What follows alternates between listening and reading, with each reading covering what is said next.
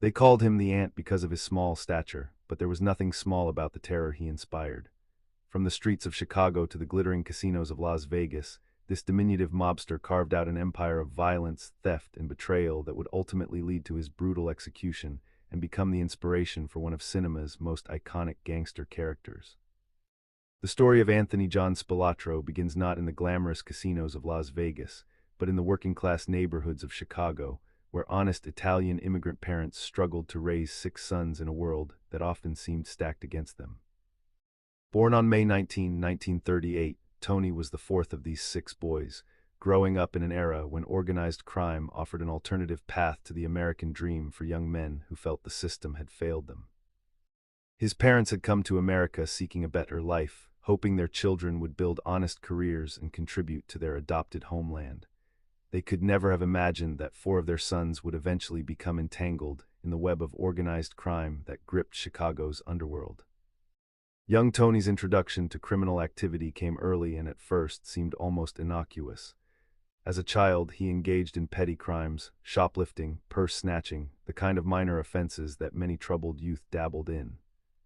But there was something different about Tony Spilatro. At age 16, he was arrested for trying to steal a shirt, marking the first entry in what would become an extensive criminal record. By his 21st birthday, the Las Vegas Sun would later report he had been arrested 13 times. Each arrest was a stepping stone, each encounter with law enforcement a lesson in how to avoid getting caught the next time. But Tony wasn't just another street punk destined for a life of petty crime. He possessed qualities that would make him valuable to the Chicago outfit, the powerful organized crime syndicate that controlled much of the city's illegal activities. Despite standing barely over 5 feet tall, sources vary between 5 feet 2 inches and 5 feet 5 inches, he developed a reputation for extreme violence that far exceeded his physical stature. In the world of organized crime, where intimidation and fear were currencies more valuable than money, Tony Spilatro's willingness to inflict brutal punishment on anyone who crossed him made him an asset worth cultivating. The young Spilatro found his mentor in one of the most notorious figures in Chicago mob history, Samuel Mad Sam DeStefano, an outfit enforcer whose sadistic methods had become legendary. DeStefano wasn't just violent, he was creatively, almost artistically brutal in his approach to torture and murder. Under DeStefano's tutelage, Tony learned the dark arts of intimidation, torture, and execution. He also worked alongside Felix Aldericio, another feared hitman in the Chicago underworld. These weren't just casual associations, they were educational relationships that would shape Tony's entire criminal career and establish his reputation as someone willing to do whatever was necessary to advance the interests of the outfit. In 1962, when Tony was just 24 years old, he became involved in what would become known as the infamous M&M murders, a case that would haunt him for decades and eventually play a role in his downfall. Two burglars, Billy McCarthy and Jimmy Miraglia, had made the fatal mistake of victimizing an area of suburban Chicago that was home to mobsters and considered off-limits to crime. The Chicago outfit couldn't allow such disrespect to go unpunished, and they turned to Tony Spilatro to handle the situation. What followed was a display of brutality that would become part of mob folklore and would later be dramatized in the Martin Scorsese's film, Casino. Spilatro was given the task of finding out who had committed the crimes, and he learned that the two dead gangsters had beaten up a young mob associate, Billy McCarthy, at a bar. The torture and murder of these two men was carried out with such savage cruelty that it sent shockwaves through both the criminal underworld and law enforcement. One anecdote from those murders would be particularly memorable. Spilatro put one of the thieves' heads in a vise and tightened it until his eye burst from his skull. This wasn't just about punishment, it was about sending a message. In the world of organized crime, reputation was everything, and Tony Spilatro was building a reputation as someone you absolutely did not want to cross. The murder itself in 1963 of another victim was again notorious for its brutality. The victim had chunks of his body carved out before he was killed. These weren't heat-of-the-moment killings or even quick executions.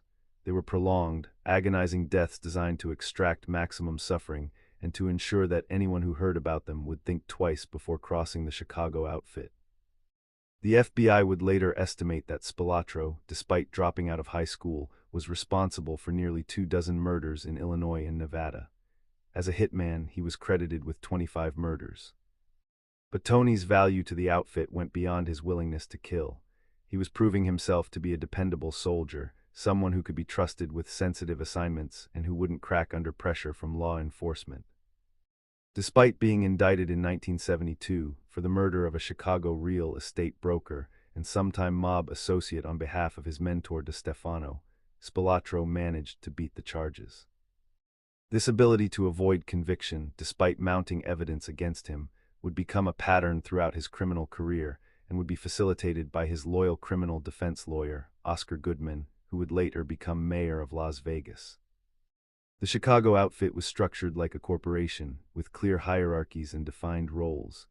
At the top sat Tony "Joe Batters" Accardo, one of the most powerful mob bosses in American history. Below him were various levels of made men, associates, and soldiers, each playing their part in the vast criminal enterprise that controlled gambling, loan sharking, extortion, and countless other illegal activities throughout Chicago and beyond. By the early 1960s, Tony Spilatro had been inducted as a soldier in the Chicago crime family, a position he would hold from 1963 to 1968. His promotion to capo, a captain or crew leader, would come in 1968, a position he would hold until his death in 1986. But Chicago was just the beginning of Tony Spilatro's story. Far to the west in the Nevada desert, a different kind of opportunity was emerging. Las Vegas, once a small desert town, was transforming into Sin City, a glittering oasis of casinos, showgirls, and most importantly for the mob, vast amounts of cash flowing through casino counting rooms. The Chicago outfit, along with other crime families from Kansas City, Milwaukee, and Cleveland, had figured out how to illegally skim millions of dollars from the casinos they secretly controlled, sending courier bags filled with cash back to the Midwest right under the noses of Nevada gaming regulators. But managing this operation from Chicago was becoming increasingly difficult. The outfit needed someone on the ground in Las Vegas, someone tough enough to protect their interests, smart enough to keep a low profile, and ruthless enough to handle any problems that arose. They needed an enforcer, someone who could make sure the skim continued flowing and that anyone who threatened it would be dealt with swiftly and permanently. In 1971, the Chicago bosses made their decision. They would send their most effective enforcer to Las Vegas.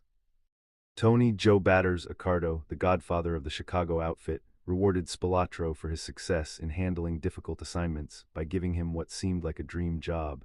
He would be the outfit's man in Las Vegas. At 33 years old, Tony Spilatro packed up his life in Chicago and headed west, leaving behind the cold winters and gray streets of the Midwest for the perpetual sunshine and neon lights of Nevada.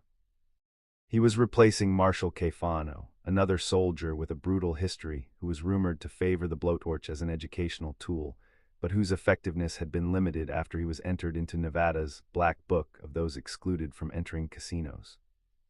The assignment seemed straightforward on paper. The Chicago outfit controlled 4 major casinos on the Las Vegas Strip: the Stardust, the Fremont, the Hacienda, and the Marina. Spilatro's main job was protecting the skim, ensuring that the elaborate scheme to divert casino profits to mob bosses in the Midwest continued without interference. The operation was sophisticated. Money was being taken directly from count rooms and sent back by courier to mob bosses in Chicago, Kansas City, Milwaukee, and Cleveland.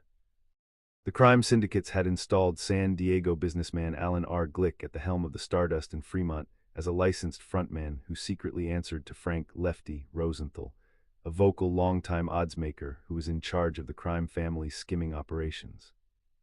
Rosenthal and Spilatro had a complicated history. Years earlier, when Tony had mouthed off to West Side mob boss Fior "Fiffy" Buccieri, the older mobster had begun strangling Spilatro. It was Rosenthal, then a Florida bookie and oddsmaker, who had talked Buccieri out of killing him, essentially saving Tony's life. Rosenthal had also been instrumental in helping Spilatro get set up in Vegas. But gratitude and loyalty were commodities in short supply in Tony Spilatro's world, and their relationship would eventually become one of the most toxic and destructive in Las Vegas mob history. When Spilatro first arrived in Las Vegas, he set up operations at Circus Casino, using it as his base of operations. The casino had been purchased by Jay Sarno with a $43 million loan from the Central States Pension Fund of the Teamsters Union, money that came with strings attached to the mob. Tony even operated a gift shop in the Circus Hotel under the name Anthony Stewart, a pseudonym he would use frequently during his Vegas years. To anyone visiting the gift shop, he appeared to be just another businessman trying to make an honest living in the growing tourist destination. But appearances were deceiving. Almost from the moment he arrived in Las Vegas, Spilatro began attracting attention for all the wrong reasons. In 1974, according to the Los Angeles Times, there were more gangland-style killings in Las Vegas than in the previous 25 years combined. The violence was escalating, and law enforcement suspected that the new arrival from Chicago was behind much of it. Tony Spilatro wasn't content to simply sit back and collect his cut of the casino skim. He saw Las Vegas as an opportunity to build his own criminal empire, and he was determined to take advantage of it. Despite the mounting body count and increasing scrutiny from law enforcement, Spilatro seemed untouchable. In 1974, he was indicted for theft from the Teamsters Union's Central States Pension Fund, but he beat those charges after the principal witness died, reportedly by shotgun blast. This pattern would repeat itself throughout his Vegas career. Witnesses would disappear, evidence would mysteriously go missing, and Spilatro would walk away from courtrooms with a smile on his face, often photographed celebrating his legal victories. But Tony Spilatro's real ambitions went far beyond simply protecting the skim. He recognized that Las Vegas was a target-rich environment for a man with his particular set of skills. Street crime could generate healthy profits that he didn't have to send back to the Midwest, money that would go straight into his own pocket. And so, bored with his official assignment and hungry for more wealth and power, Spilatro formed a burglary crew that would later become infamous as the Hole-in-the-Wall Gang. The crew got its name from its distinctive method of operation. Rather than picking locks or breaking through doors like traditional burglars, they would drill through the exterior walls and ceilings of the locations they targeted. This technique allowed them to bypass alarm systems and enter buildings without triggering the obvious security measures that protected front entrances. The Hole-in-the-Wall Gang specialized in stealing jewelry, furs, and anything else of value that could be burglarized from residential and commercial properties, including hotel casinos. Tony recruited criminals he knew and trusted, bringing in associates from Chicago and training them in his methods. In early 1979, Spilatro called in Frank Culata, a childhood friend from Chicago who had helped with the M&M murders years earlier. Culata had been arrested with 5 others and possessed the skills and loyalty that Tony valued. Together, they expanded the Hole-in-the-Wall Gang's operations, targeting upscale homes, jewelry stores, and any other location that promised a big score. The gang became so successful that Tony needed a way to convert the stolen goods into cash, and in 1976 he opened a Las Vegas pawn shop called the Gold Rush to fence the stolen property. The Gold Rush, located on West Sahara Avenue near the Strip, became much more than just a pawn shop. It was the nerve center of Spilatro's Las Vegas operations, the place where he conducted his loan sharking business, took bets from gamblers, and moved stolen merchandise. It was also where he held court, meeting with associates, planning crimes, and dispensing the brutal justice that had become his trademark. Fat Herbie Blitzstein, one of his top lieutenants and a childhood chum, became adept at fencing stolen jewelry through the Gold Rush. The legitimate facade of the pawn shop provided cover for what was essentially a criminal command center, but running a burglary ring and a fencing operation wasn't enough for Tony Spilatro. He also started a street robbery gang to pick pockets, mug tourists, and generally terrorize anyone who looked like an easy target. The violence was escalating. In Chicago, the mob had strict rules about collection methods. If someone missed 1 payment on a loan, they got beaten with a baseball bat, missed 2 payments, and they got a bullet. Spilatro brought this same brutal efficiency to Las Vegas, where he became notorious even among the already violent loan sharks operating in the city. The Chicago bosses who had sent Tony to Vegas were growing concerned. They hadn't authorized him to start his own criminal enterprises. His job was to protect the skim and keep a low profile, not to turn Las Vegas into his personal playground and attract heat from law enforcement. The muggings and robberies were drawing unwanted attention from police. Federal agents were starting to take notice, and the bodies were piling up in ways that made it increasingly difficult for the outfit to maintain their profitable casino operations without interference. But Tony Spilatro had tasted power and independence, and he wasn't about to pull back. He had brought his brothers into the business. John, Vincent, Victor, and Michael all became involved in criminal activities, following their younger brother's path into the underworld. Only Patrick Pasquale Jr., the youngest, chose a different route and became a dentist. For Tony, Las Vegas represented everything he had dreamed about as a kid, stealing shirts in Chicago: money, power, respect, and the freedom to operate without the constant oversight of mob bosses back in the Midwest. In 1979, a crisis emerged that would test both Spilatro's cunning and his relationship with the Chicago outfit. Jerry Listener, a Las Vegas crook who had been dealing with Culotta and Spilatro, confessed to federal agents about his criminal activities. Listener's testimony could lead to serious charges against Tony, potentially putting him behind bars for years.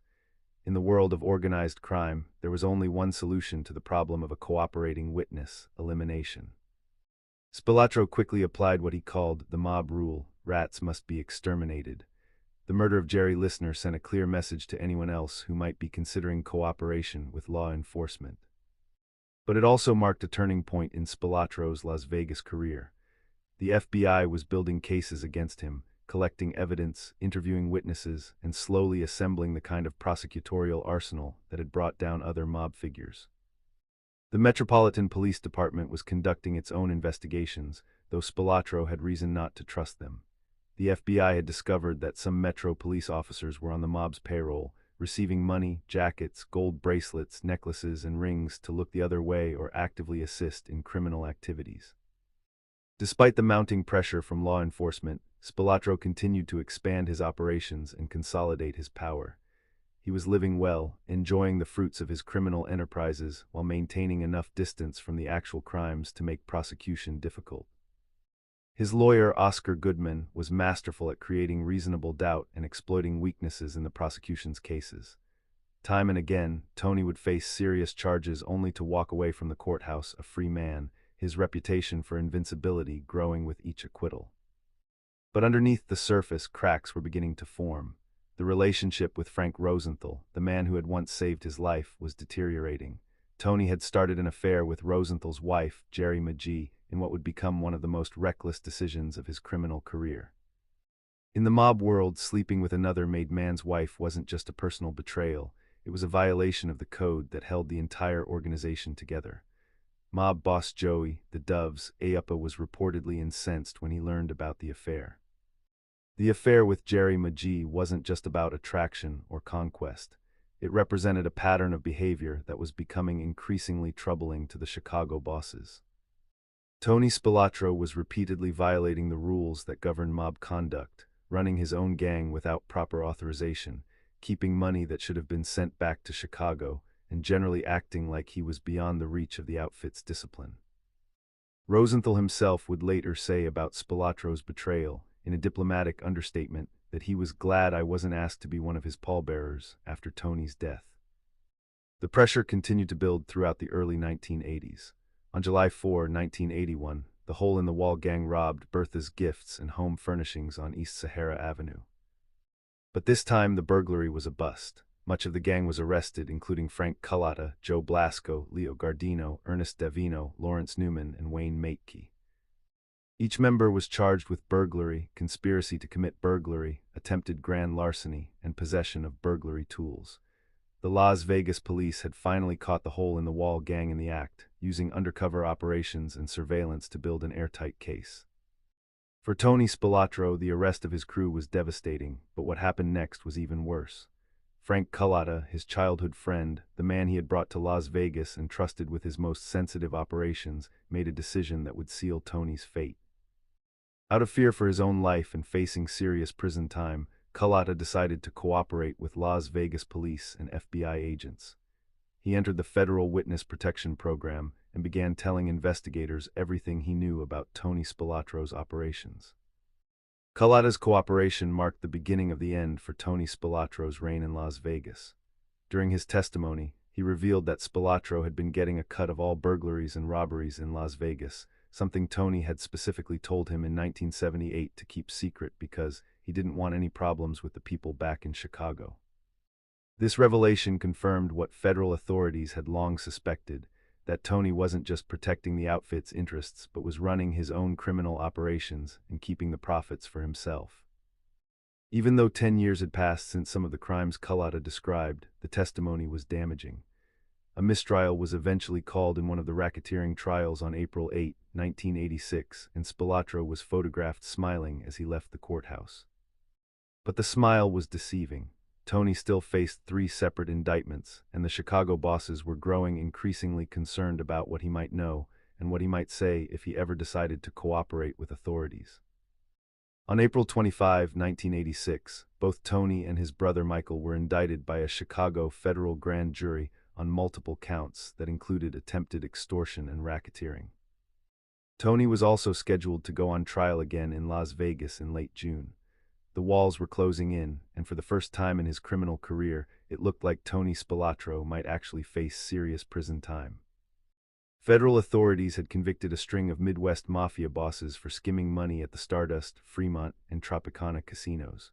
The mob had lost its grip on the Strip, and Tony Spilatro had become more of a liability than an asset. But Tony couldn't have known, as he prepared for his upcoming trials, that his fate had already been sealed. Back in Chicago, in January 1986, the upper echelon of the outfit had attended a meeting at the Czech Lodge in North Riverside, Illinois.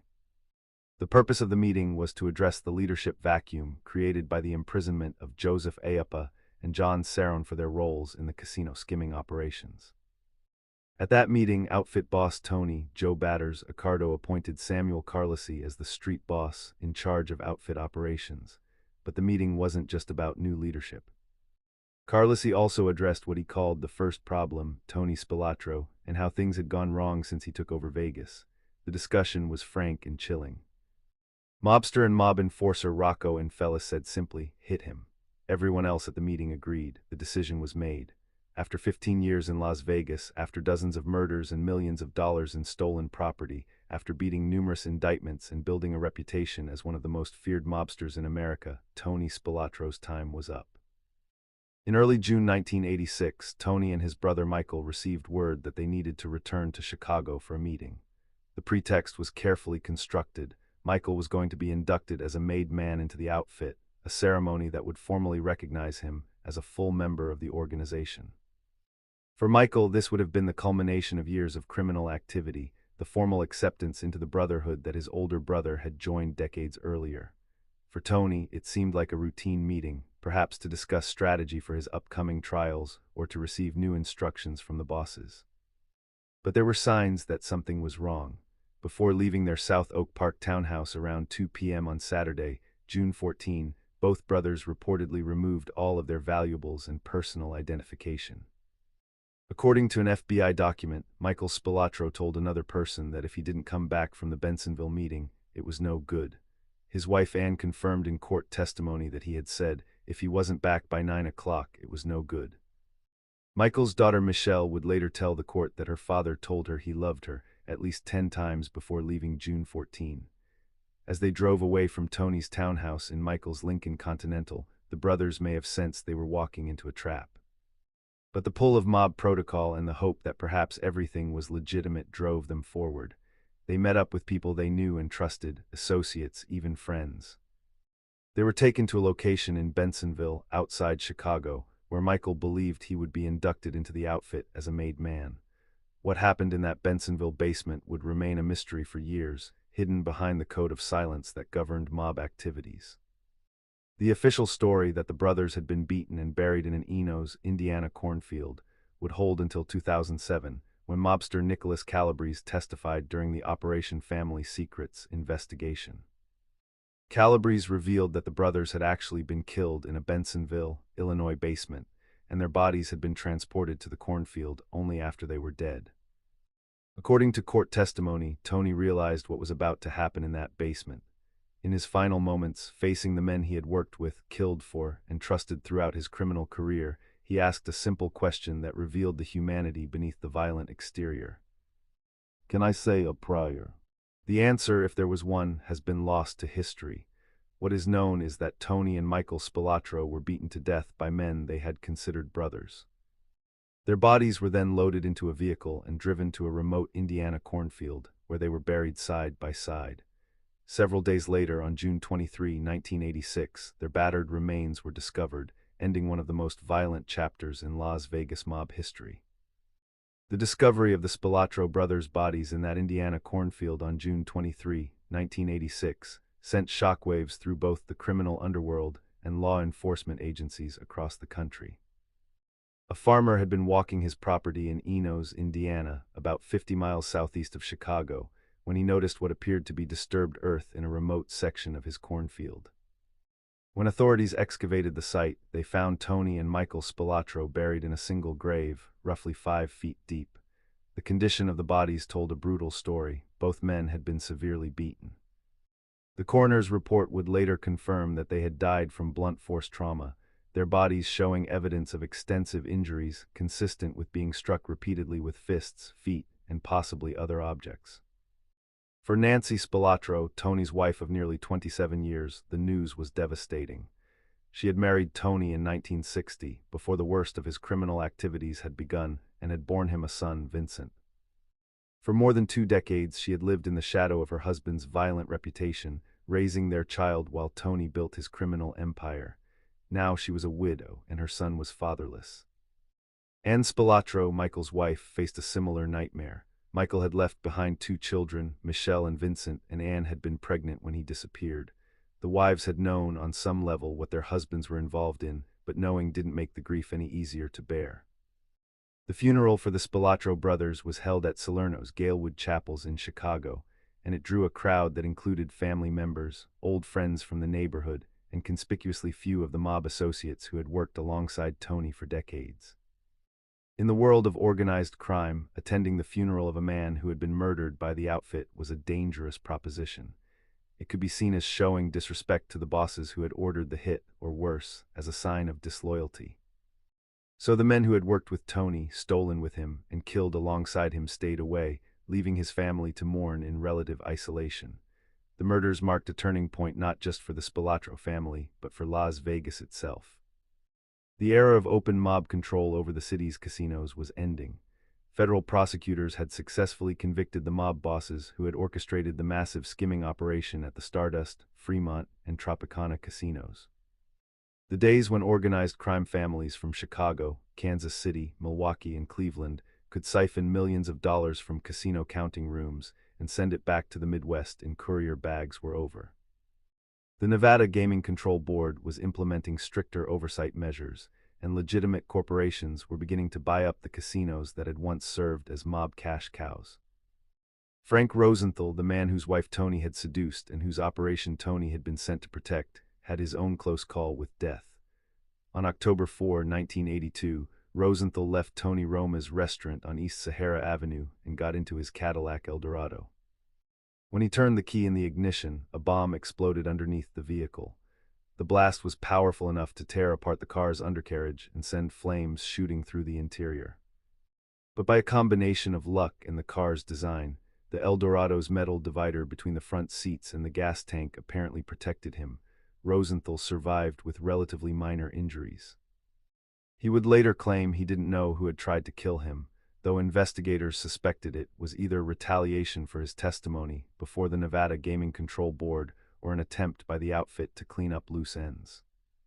After the bombing, Rosenthal left Las Vegas and eventually settled in California and later Florida, where he lived until his death from a heart attack in 2008 at the age of 79. He spent his later years playing golf, wagering on sports, and occasionally giving interviews about his time in Las Vegas. He never publicly admitted to being part of the mob, always maintaining that he was simply a talented oddsmaker and casino manager who had gotten caught up in events beyond his control. When asked about Tony Spilatro, Rosenthal was diplomatic but cold, the wounds of betrayal still evident decades later. Jerry McGee Rosenthal, the woman at the center of the toxic triangle between Tony, Frank, and the Chicago outfit, met a tragic end of her own. After her marriage to Rosenthal fell apart, Jerry spiraled into drug addiction and alcoholism. On November 9, 1982, just a month after the attempt on her ex-husband's life, she was found dead in a Los Angeles motel room. She was only 46 years old. The official cause of death was listed as an accidental overdose, a hot dose as it was known on the streets, but questions lingered about whether her death was truly accidental or whether she too had become a liability that needed to be eliminated. Her children, Robin and Stephen, were left to grapple with the loss of their mother, and the knowledge that both their parents had been involved in a world that had ultimately consumed one of them and nearly killed the other. But even with Tony Spilotro dead and buried, the wheels of justice continued to turn. Federal authorities had been building cases against organized crime for years, using new tools like the Racketeer Influenced and Corrupt Organizations Act, better known as RICO. This federal law, passed in 1970, allowed prosecutors to charge members of criminal organizations not just for individual crimes, but for their participation in an ongoing criminal enterprise. It was a game changer in the fight against organized crime, enabling authorities to go after entire mob families rather than just individual criminals.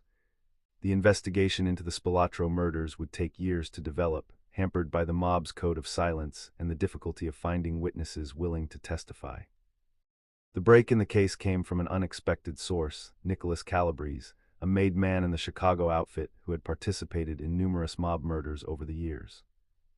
In the late 1990s, facing his own legal troubles and fearing that he might be the mob's next target, Calabrese made a decision that was almost unthinkable in the world of organized crime. He agreed to cooperate with federal authorities. Calabrese's cooperation led to Operation Family Secrets, one of the most significant organized crime investigations in FBI history. Beginning in earnest in the early 2000s, the operation targeted the Chicago outfit's leadership and resulted in indictments against 14 defendants, including some of the most powerful figures in the organization. The charges included conspiracy, extortion, loan sharking, and murder, 18 murders in all, including the deaths of Tony and Michael Spilotro. In 2007, the trial of the century for Chicago mob watchers finally began. Nicholas Calabrese took the witness stand and provided chilling testimony about the Bensonville basement murders. He described how the Spilotro brothers had been lured to what they thought was a meeting, how Michael had believed he was going to be inducted as a made man, and how instead they had been set upon by a group of mobsters who beat them to death. Calabrese himself admitted to participating in the murders, along with several other defendants on trial. The testimony revealed the cold calculation behind the killings. Tony Spilotro had become too much of a liability. His unauthorized criminal activities, his affair with Jerry Magee, and most importantly, his inability to keep a low profile had drawn too much heat from law enforcement. The FBI had been building cases against him, and there was concern among the Chicago bosses that Tony might decide to cooperate with authorities to save himself. In the ruthless arithmetic of organized crime, it made more sense to eliminate him than to risk what he might reveal if he turned informant. The defendants in the Family Secrets trial included Joseph Lombardo, a high-ranking member of the Chicago outfit who had been present at the meeting where the decision to kill the Spilotros was made. Also on trial were James Marcello, the alleged mob boss, Frank Calabrese Sr., Nicholas Calabrese's brother and a feared mob enforcer, and several other associates. The trial lasted for 10 weeks, and the evidence presented painted a picture of an organization that had operated with impunity for decades, leaving a trail of bodies and corruption in its wake. On September 10, 2007, the jury returned with its verdicts. The defendants were found guilty on numerous counts, including the murders of Tony and Michael Spilotro. Joseph Lombardo, who had gone into hiding for 9 months before his capture, was convicted and sentenced to life in prison. James Marcello received a life sentence. Frank Calabrese Sr. was also convicted and sentenced to life imprisonment, dying in prison in 2012. The convictions represented a devastating blow to the Chicago outfit, effectively dismantling much of its upper leadership and sending a clear message that even decades-old mob murders could result in justice. For the Spilotro family, the convictions brought a measure of closure, though nothing could undo the violence that had torn their family apart. Vincent Spilotro, Tony's son, had grown up in the shadow of his father's reputation, and the trial forced him to confront once again the reality of who his father had been and what he had done. Michael Spilotro's children faced similar struggles, trying to reconcile the father they remembered with the criminal he had been. Back in Las Vegas, the city that Tony Spilotro had terrorized for 15 years was undergoing a dramatic transformation. The mob's influence was being systematically eliminated, and legitimate corporations were taking over the casinos. Howard Hughes had started the trend in the late 1960s when he bought several strip properties, and now other corporations were following suit. Steve Wynn was revolutionizing the Strip with a new vision for Las Vegas as a family-friendly entertainment destination. The Mirage opened in 1989, followed by a wave of mega-resorts that would transform Las Vegas from a mob-controlled gambling town into a corporate entertainment empire. The end of mob control didn't mean the end of violence in Las Vegas, nor did it mean that organized crime disappeared entirely. But the days when a single mobster could control criminal activities across the city through fear and violence were over. The Metropolitan Police Department, which had been compromised by mob influence during Spilatro's reign, underwent significant reforms. Officers who had been on the mob's payroll were rooted out, and new procedures were implemented to prevent corruption. Ironically, one of the people most closely associated with Tony Spilatro's era would go on to become a symbol of Las Vegas's transformation. Oscar Goodman, the criminal defense attorney who had represented Tony and numerous other mobsters, decided to run for mayor of Las Vegas in 1999. His campaign was unconventional. He openly talked about his years defending mob figures, arguing that everyone deserved competent legal representation, regardless of their alleged crimes. Voters responded to his colorful personality and straight-talking style, electing him mayor. He would serve 3 terms from 1999 to 2011, and his wife Carolyn would succeed him, serving as mayor until 2024. The fact that a former mob lawyer could become mayor and be widely popular spoke to how much Las Vegas had changed and how thoroughly the city had left its mob past behind. But perhaps the most lasting impact of Tony Spilatro's life and death came not from law enforcement or political changes, but from Hollywood. In 1995, legendary director Martin Scorsese released Casino, a film based on the book by Nicholas Pileggi about the mob's control of Las Vegas casinos. The movie starred Robert De Niro as Sam Ace Rothstein, a character based on Frank Rosenthal, and Sharon Stone as Ginger McKenna, based on Jerry Magee. But it was Joe Pesci's portrayal of Nicky Santoro, the character based on Tony Spilatro, that became iconic. Pesci, who had won an Academy Award for his role as Tommy DeVito in Scorsese's Goodfellas, brought a terrifying intensity to the role of Nicky Santoro. The character was volatile, violent, and utterly ruthless, a man who would put someone's head in a vice or stab them with a pen without hesitation. The film depicted the vice grip murder from the M&M murders case, the affair with Rosenthal's wife, and ultimately the brutal beating deaths of Nicky and his brother Dominic in a cornfield. The final scene, showing the 2 brothers being beaten with baseball bats and buried alive, was one of the most harrowing in the film, and it cemented in popular culture the image of Tony Spilatro as a monster who met a monster's end. The film was a critical and commercial success, earning Sharon Stone an Academy Award nomination and introducing a new generation to the story of mob-controlled Las Vegas. For many people, Casino became their primary reference point for understanding that era of Las Vegas history. The real Tony Spilatro had become mythologized, transformed from a flesh-and-blood criminal into a cinematic symbol of mob violence and excess. But amid all the trials, the convictions, the Hollywood dramatizations, and the transformation of Las Vegas, it's easy to lose sight of the human cost of Tony Spilatro's life and crimes. The FBI estimated he was responsible for at least 25 murders, though the actual number may have been higher. Each of those victims had families, parents who buried children, wives who became widows, children who grew up without fathers. The burglary victims whose homes he invaded, the business owners he extorted, the gamblers he threatened, all of them carried scars from their encounters with Tony the Ant. Frank Cullata, who had betrayed his childhood friend and entered the witness protection program, spent the rest of his life grappling with what he had done and what he had been part of. After leaving witness protection, he returned to Las Vegas and became something of a local celebrity, giving tour of mob sites and consulting on films and television shows about organized crime. He wrote books about his experiences and gave numerous interviews, always careful to portray himself as someone who had made bad choices but had ultimately done the right thing by cooperating with authorities. He died in 2020 at the age of 81, having outlived most of the men he had known in the old days. The Gold Rush pawn shop on West Sahara Avenue, which had served as the nerve center for Spilatro's criminal operations, eventually closed down and was demolished. The site where it once stood is now occupied by other businesses, with no marker or memorial to indicate that it was once the headquarters of one of Las Vegas's most violent criminal enterprises. The Circus Casino, where Tony had first set up operations, continues to operate, now owned by Phil Ruffin, though few of the tourists who visit it know about its connection to mob history. The townhouse in Oak Park, Illinois, where Tony lived with Nancy and their son, stands as a quiet reminder of the double life he led. To his neighbors, he was Anthony Stewart, a businessman who traveled frequently to Las Vegas. They saw a man who was home for family dinners, who cared about his son's education, who seemed like any other suburban dad. They didn't see the violence, the murders, or the criminal empire.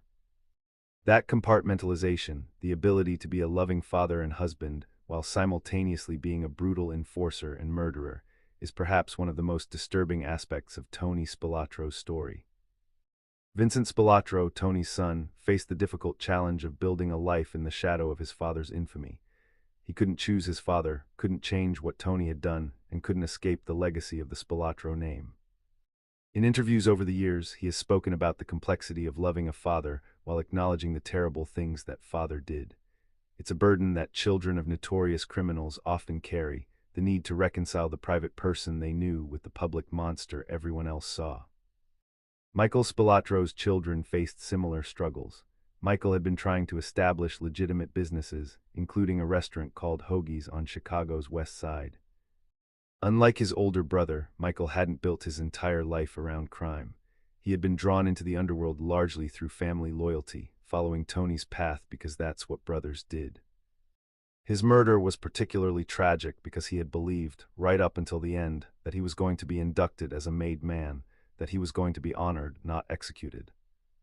The other brothers, John, Victor, and Vincent, all had to live with the reality that 4 of the 6 Spilatro boys had become criminals, and 2 of them had been murdered by the very organization they had served.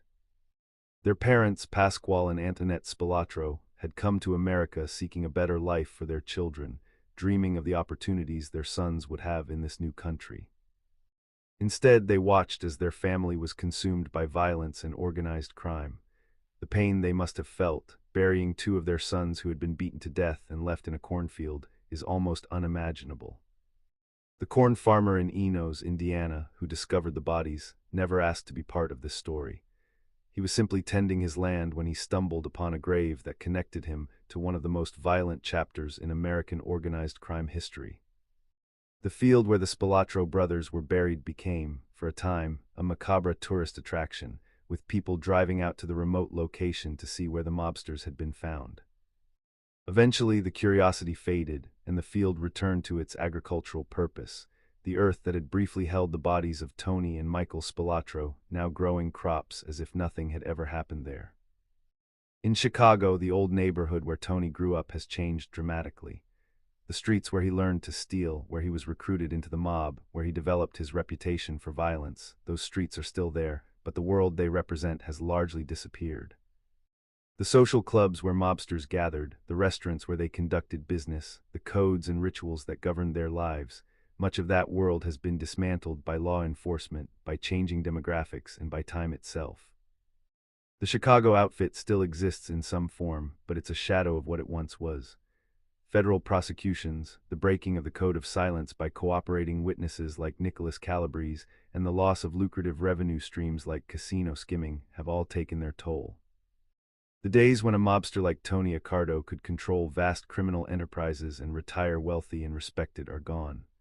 The modern world, with its surveillance technology, its RICO statutes, and its willingness to offer deals to cooperating witnesses, has made the old mob model increasingly difficult to sustain.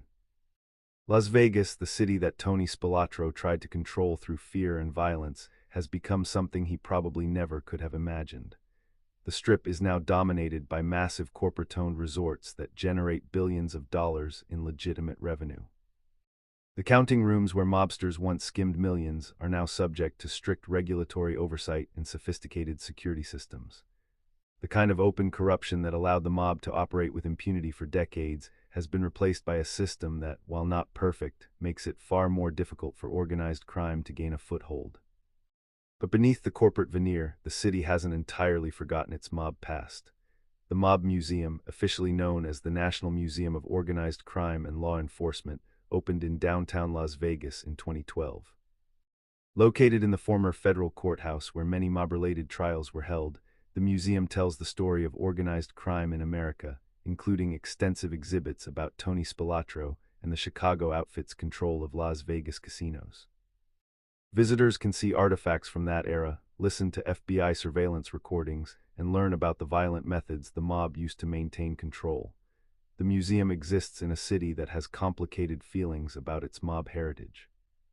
On one hand, the mob era is seen as an embarrassing chapter, a time when corruption and violence defined Las Vegas and gave it a reputation that legitimate businesses have spent decades trying to overcome. On the other hand, there's a certain nostalgia for that era, a romanticization of the mob as represented in films like Casino and television shows like The Sopranos. The truth, as always, is more complex than either the pure condemnation or the romantic nostalgia would suggest.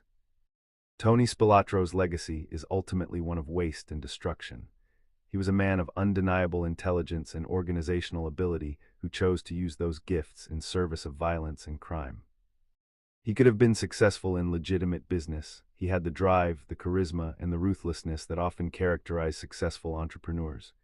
Instead, he chose a path that led to the deaths of at least 25 people, the destruction of countless families, and ultimately his own brutal murder. The question that haunts anyone who studies Tony Spilatro's life is why? Why did a man who had other options choose this path? Why did someone who had a wife and son at home, who could have walked away from the mob life and built something legitimate, instead dive deeper into criminality? The answer, like most answers to questions about human behavior, is probably more complex than any single explanation can capture. Part of it was surely the environment he grew up in. In the working-class Italian neighborhoods of Chicago in the 1940s and 1950s, organized crime offered a path to wealth and respect that seemed closed off in the legitimate world. Young men saw mobsters driving nice cars, wearing expensive clothes, and commanding respect, and they wanted that life for themselves. Tony was recruited into that world at a young age, and by the time he might have realized there were other options, he was already too deep. Part of it was his personality. By all accounts, Tony Spilatro was someone who enjoyed violence, who got a rush from intimidating and hurting people. The sadistic torture methods he employed weren't just about extracting information or sending messages, they were about the pleasure he derived from inflicting pain. That kind of sadism isn't taught, it's something intrinsic to certain individuals, a darkness that under different circumstances might have been channeled into less destructive outlets, but in Tony's case found perfect expression in the world of organized crime. And part of it was simply the opportunities that presented themselves. When the Chicago outfit sent him to Las Vegas, they handed him the keys to a criminal kingdom. The temptation to expand beyond his assigned role, to build his own empire, to take more than his share, those temptations proved too strong to resist. Each successful score, each murder he got away with, each time he walked out of a courtroom, a free man reinforced his sense of invincibility and pushed him to take bigger risks. But invincibility, as Tony Spilatro learned in that Bensonville basement, was an illusion. In the end, the organization he had served, the bosses he had enriched, and the code he had lived by turned on him. The same men who had celebrated his successes and benefited from his violence decided he was more valuable dead than alive, and they carried out that decision with the same cold brutality that Tony himself had employed so many times. There's a certain tragic poetry in how it ended. Tony Spilatro, who had made a career of betraying the trust of others, was himself betrayed by the people he trusted most. He who had shown no mercy to his victims received none when his time came. He who had built an empire on fear died afraid, asking for a prayer in his final moments, hoping perhaps for a mercy he had never shown to others. The two brothers buried in that Indiana cornfield represent the ultimate cost of organized crime, not just for society, but for the criminals themselves and their families. Tony and Michael Spilatro weren't killed by rival gangs or by law enforcement. They were killed by their own people, by the organization they had devoted their lives to serving. That betrayal, that final act of violence carried out by friends and associates, encapsulates everything that's wrong with the world of organized crime. It's a world built on loyalty that ultimately has no loyalty, on honor that has no honor, on family that will kill family when it becomes convenient. As you drive through Las Vegas today, past the massive casino resorts and the crowds of tourists, it's hard to imagine that barely 4 decades ago, this city was controlled by mobsters like Tony Spilatro. The transformation is complete, the mob era just a memory and a museum exhibit. But the lives destroyed, the families torn apart, the children who grew up without parents, those consequences echo forward through time. Vincent Spilatro still carries his father's name. The children of Tony's victims still live with the loss of their parents. The city of Las Vegas still grapples with a past it would sometimes prefer to forget. Tony Spilatro died on June 14, 1986, in a basement in Bensonville, Illinois. He was 48 years old. His body was discovered 9 days later in an Indiana cornfield, buried next to his younger brother. The Chicago outfit achieved what it set out to do. They eliminated a problem and sent a message to anyone else who might be thinking about stepping out of line. But they also wrote the final chapter in a story that reveals the emptiness at the heart of organized crime, the futility of building an empire on violence, and the inevitable betrayal that awaits those who live by the gun. In the end, Tony Spilatro's life teaches us that there are no winners in the world of organized crime, only survivors and victims.